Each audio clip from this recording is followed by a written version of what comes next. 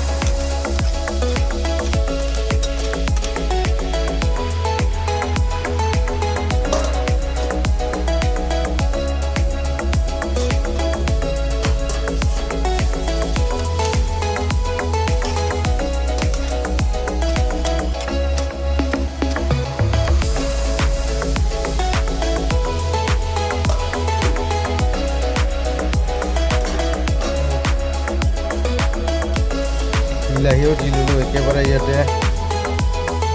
বিলাহীটো দিয়াৰ পিছত ভাল হোৱাৰ পিছত এতিয়া অকণমান পানী দি দিম ইয়াতে বেছি নিদিওঁ ঠিক অলপমান দি দিম পানীটো যাতে তলত লাগি নাথাকে বাছ হৈ গ'ল ইমান পানী নিদিওঁ এতিয়া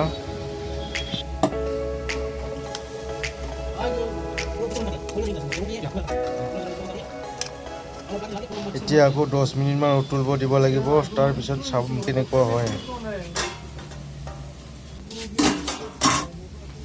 10 মিনিট হৈ গ'ল এতিয়া অকণমান লাৰি দিওঁ অলপ ভাল কৰি পানীখিনি চাওঁ কিমান পানী দিছোঁ এতিয়া ইয়াতে কলমৌ আঞ্জা ভাজি থৈ দিয়া আছে ইয়াতে একেবাৰে ইয়াতে দি দিম কলমৌ আঞ্জাটো দি দিলোঁ মাংস আৰু পানী কলমৌ আঞ্জা চাওঁ কি ধুনীয়া হৈছে খাই কিন্তু ভাল লাগে ধুনীয়া লাগে বনাই খাই চাবা এদিন পানী কলমৌ আৰু চিকেন ধুনীয়া লাগে খাই ভাল লাগে এতিয়া চিকেন মছলাটো দি দিওঁ অকণমান বেছি নিদিওঁ ইমান মছলা নিদিওঁ বেছি ঠিক নিয়মত দি দিওঁ কিন্তু খাই ভাল লাগে চিকেন মছলাটো দিলে